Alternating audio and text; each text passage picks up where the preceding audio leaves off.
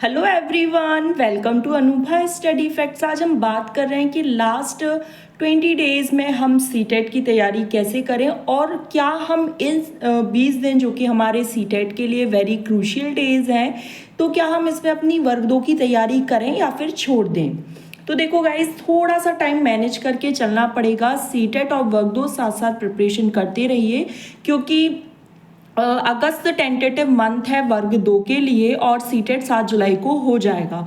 तो 7 जुलाई के बाद अगर हम देखें तो हमें बहुत ज़्यादा टाइम नहीं मिल रहा है अलग से कि हम बहुत मतलब इन 20 दिनों को बिल्कुल हटाकर हम केवल अभी सीटेट की तैयारी करें और फिर वर्ग 2 की करें। हम थोड़ा सा आज टाइम मैनेजमेंट समझते हैं कि हम कैसे सीटेट और वर्ग 2 को साथ में लेकर चल सकते हैं। सबसे पहले हमें क्या करना होगा कि सीटेट जो हम पढ़ रहे हैं उसके प्रीवियस ईयर क्वेश्चंस अच्छे से प्रैक्टिस करते रहें। जो कुछ हमारा थोड़ा बहुत रिमेनिंग पार्ट है उसको हम साथ साथ निपटाते रहें। वो आप कैसे करोगे, वो आप मॉर्निंग टाइम में करो। देखो, थोड़ा सा सेपरेट कर लो, टाइम बांट दो। उससे क्या रहेगा कि जब आप तैयारी करोगे तो आपको ये पता चल जाएगा कि किस टाइम पे आपको कितना कितना पढ़ना है। सपोज आप मॉर्निंग पर्सन हो और आप 6 बजे तक उठ जाते हो, तो आप क्या करो कि सबसे पहले अपनी पेडागोजी निपटा लो। पेडागोजी और जब सीडीपी निपटाओगे तो देखो वो 80 टू 90 मार्क्स अपना कवरेज लेकर चलती हैं 150 में से।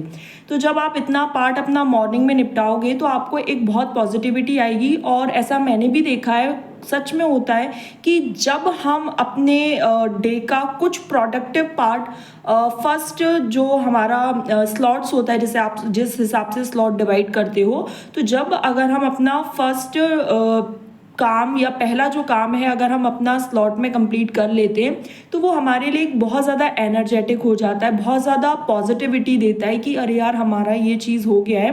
तो अब हम जो दिन का पार्ट है, जो नाइट का पार्ट है, हम काफ़ी अच्छे से कवर कर लेंगे। तो लगभग आप जैसे 5:30 पौने 6 बजे उठ जाते हो और देखो नहीं उठ पा रहे हो तो थोड़ा सा उठो। अगर आप मॉर्निंग पर्सन हो और जल्दी मॉर्निंग इन सेंस कि आप 6:30 7 बजे तक उठ रहे थे, तो थोड़ा सा आप 1 घंटा प्रीवियस उस चीज़ को करो कि आप 5:30 पौने 6 तक पढ़ने बैठ जाओ।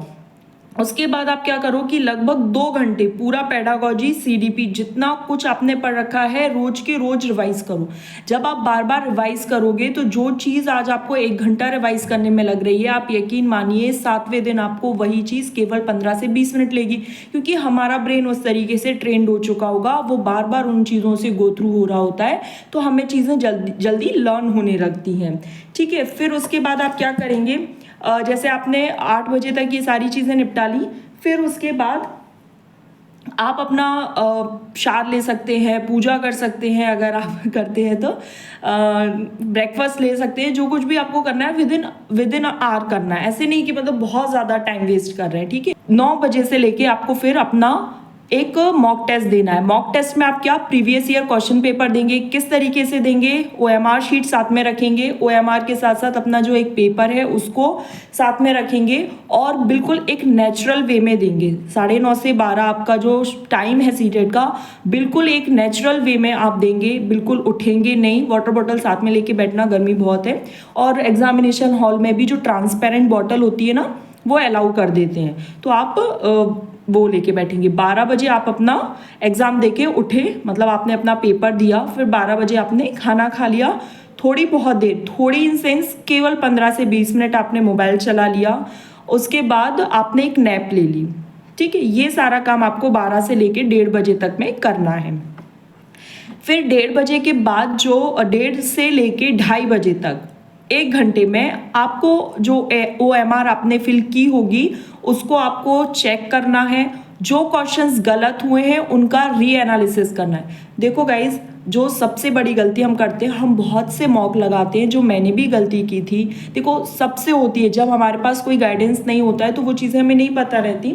लेकिन आपको क्या करना है, जब आप OMR के अपने गोले भरते हैं और जो क्वेश्चंस आपके गलत हैं उन पर क्रॉस लगाना है। ठीक है, क्रॉस लगाने के बाद मार्किंग करनी है इंडिविजुअल सब्जेक्ट्स की। सीडीपी में कितने आए, लैंग्वेज में कितने आए, मैथ्स में कितने आए, या जिस सब्जेक्ट से आप पेपर 2 दे रहे हैं तो सब्जेक्ट में कितने आए, ईवीएस में कितने आए, ये आप उसको इंडिविजुअल मार्किंग करेंगे। मार्किंग करने के बाद जो क्वेश्चंस गलत हुए हैं वापस पेपर में देखेंगे।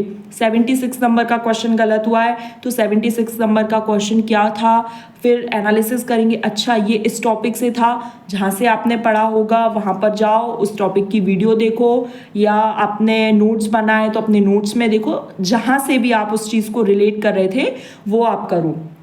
इस तरीके से लगभग 1 से 1.5 घंटे में ये पूरा एनालिसिस हो जाएगा। 3 बज गई, फिर 3 बजे से लेके आपके पास 5 बजे तक का टाइम है, लगभग 2 घंटे।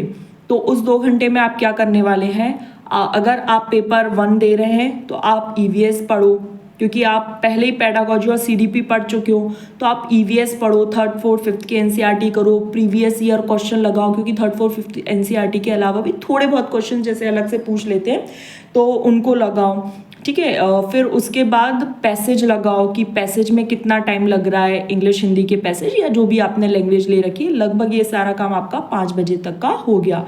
5 बजे से फिर वही थोड़ा सा आप फ्रेश हो लो, थोड़ा घूम लो। अब इतनी 5 बजे भी आजकल गर्मी ही रहती है तो ऐसा नहीं कह सकती कि वॉक कर लो, ठीक है। फिर उसके बाद उन टॉपिक्स लगभग 5:30 तक, आधा घंटा ब्रेक लेके 5:30 बजे वापस से पढ़ने बैठो और 7 बजे तक का टारगेट रखो कि 5:30 से लेके 7 बजे तक आपको वो टॉपिक्स कंप्लीट करने हैं जो आपके वीक हैं।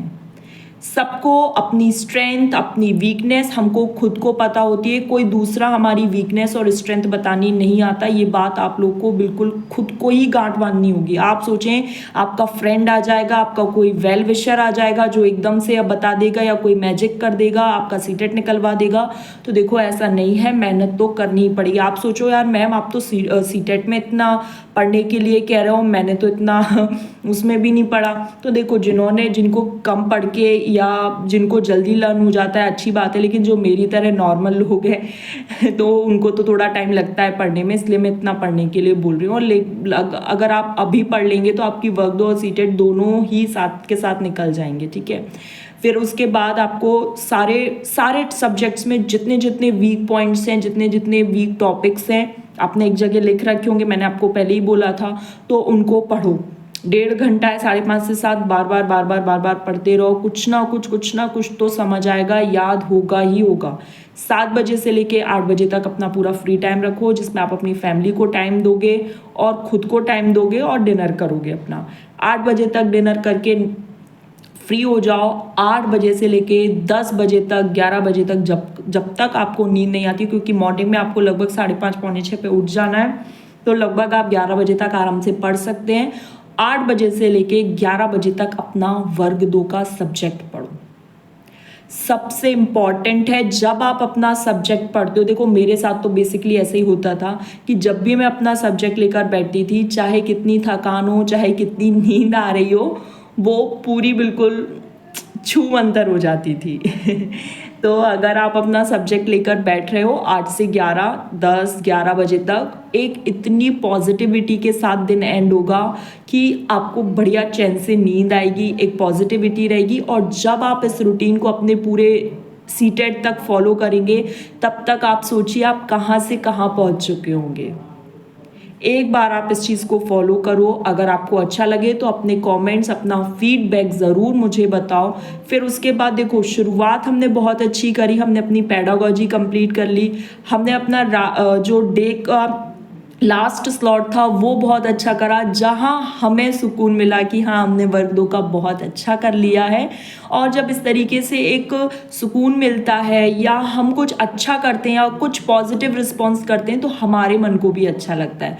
तो दिन की शुरुआत, दिन का बीच का पार्ट और रात का जो 8 से 11 या 8 से 10 का जो स्लॉट था वो आपने बहुत अच्छे से निपटाया। अपना एक मॉक टेस्ट भी लगा लिया, नैप भी ले ली दिन में, 7 से 8 फैमिली को भी टाइम दे दिया। I think this is the best time table ever कि आप उस चीज़ को कैसे फॉलो कर सकते हैं, कैसे टाइम को मैनेज कर सकते हैं। आई होप आप लोग को ये सेशन पसंद आए तो ज़्यादा से ज़्यादा शेयर करो जो लोग सीटेट और वक्त 2 की तैयारी एक साथ करना चाहते हैं लेकिन जिनसे टाइम मैनेज नहीं हो पा रहा है। और प्लीज़ अपने फीडबैक ज़रूर दिया कीजिए कमेंट्स में। अगर कोई टिप्स आप शेयर करना चाहते हैं, आपको लगता है कि जो चीज़ यहाँ पर और अच्छे से आ सकती थी, तो वो भी आप बता सकते हैं। चलिए फिर हम नेक्स्ट सेशन में मिलेंगे। Thanks for watching this video.